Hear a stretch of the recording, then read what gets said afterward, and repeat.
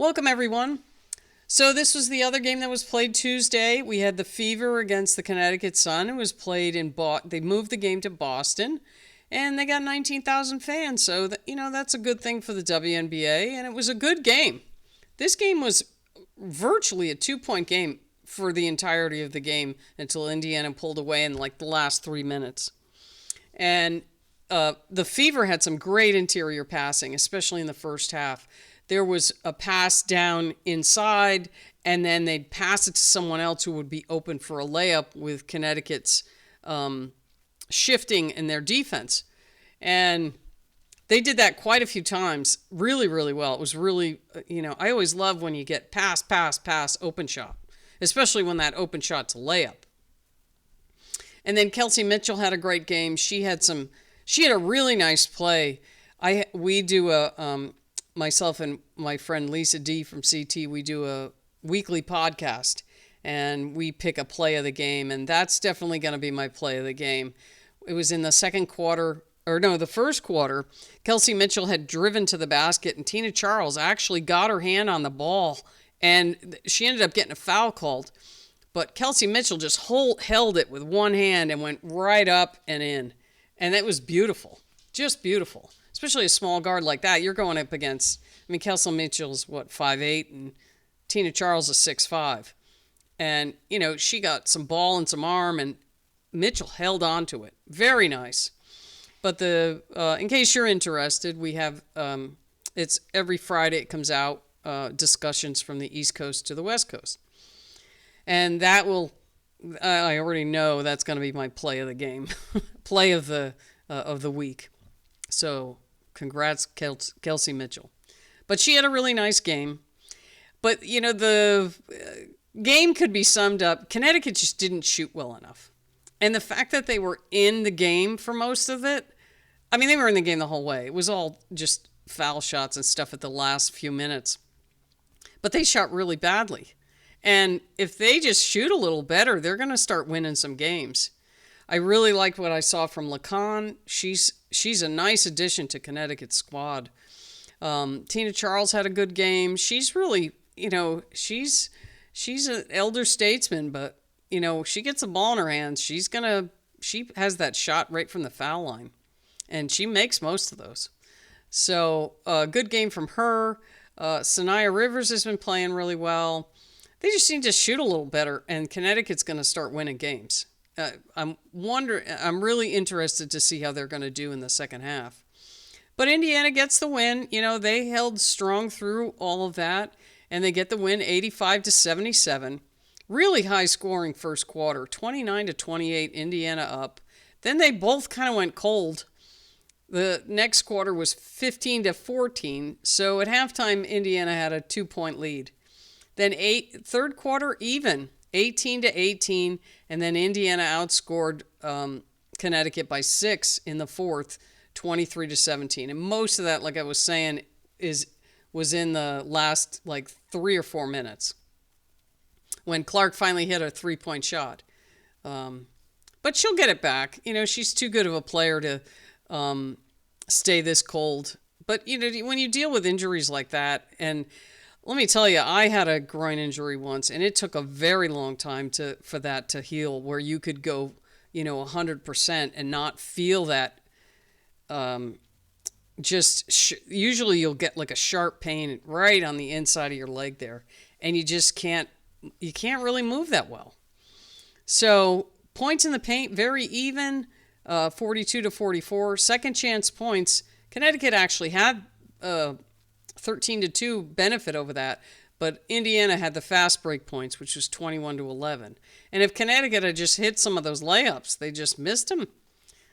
Biggest lead is 9. That was right at the end of the game for Indiana. Indiana had 12 turnovers to Connecticut's 8. So Connecticut's doing better on the turnover thing. They just are Indiana shot 49% from the field. Connecticut shot 36. But here's the big thing. Indiana took 59 shots. Connecticut took 83. 83 shots, and they made 30 of them. They make 4 more, and this is a different game. They just are not hitting shots, especially when they really need them to. But let's see, 1, 2, 3, 4, 5 people in double figures for Indiana. That was it was a very nice, evenly spread out game as far as what people contributed. So you had Lexi Hill with 5 points. She played 14 minutes. Natasha Howard, she got a lot of those, like I was saying, interior passes that fell to her. So she had 18 points. She got 13 rebounds. So good game for Howard. Very nice game. She shot 72% from the floor, which most of them were layups, but or within like 5 feet of the basket. Leah Boston, 11 points, but she had 4 assists, 6 rebounds. But it's really hard to, if you have either Tina Charles or Nelson Adoda who are the same height as you, you're not going to have too many advantages there. But she still played well. 11, like I said, 11 points. Kelsey Mitchell, she shot 61% from the floor. She was 0 for 3 from 3, but she had 20 points, so she was their leading scorer. 3 assists, 2 rebounds, and she had a steal. Caitlin Clark, 14 points. She shot 28% from the floor. She was 1 for 7 from 3. But she got 5 points from the foul line. She was 5 for 6 there. She also had 8 rebounds and 7 assists. 5 turnovers. She's got to start cutting down on those.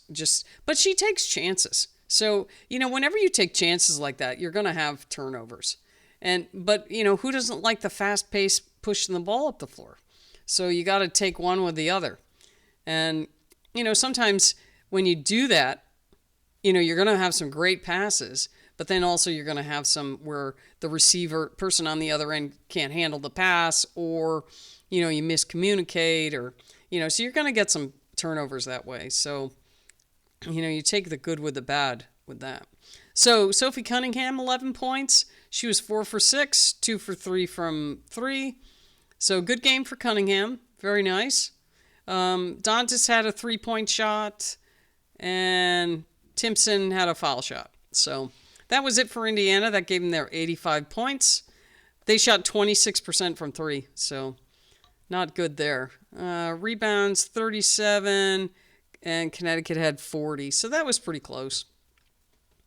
On Connecticut, Tina Charles had 21 points. She was 7 for 19, which it's 36%. Most of her shots are inside, so she could have shot better. Sanaya Rivers, 8 points. She was 4 for 10. She was 0 for 3 from 3. 3 assists, 2 steals, 5 rebounds.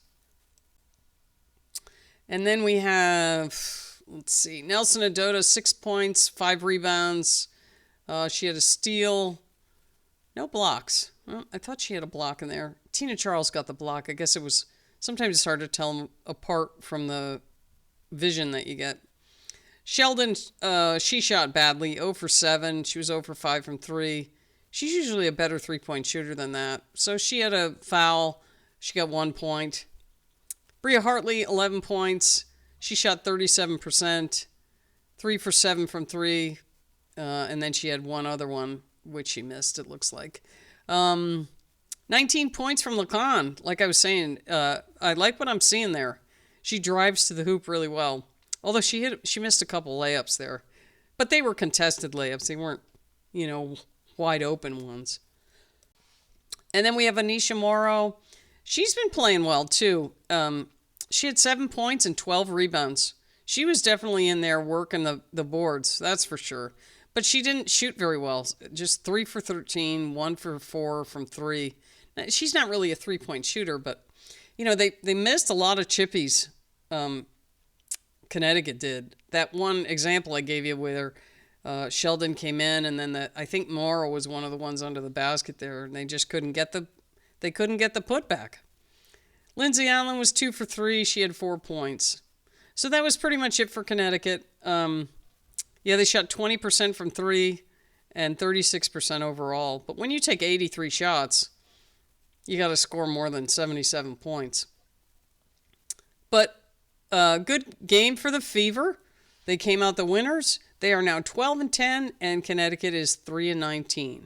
And then the Fever are going to have a game tomorrow against New York, so that's going to be a battle for them. And I'm pretty sure it's in New York. So they don't have to travel far, but still, it's hard to win in Barclays. So that's it for this one, and we'll see you next time.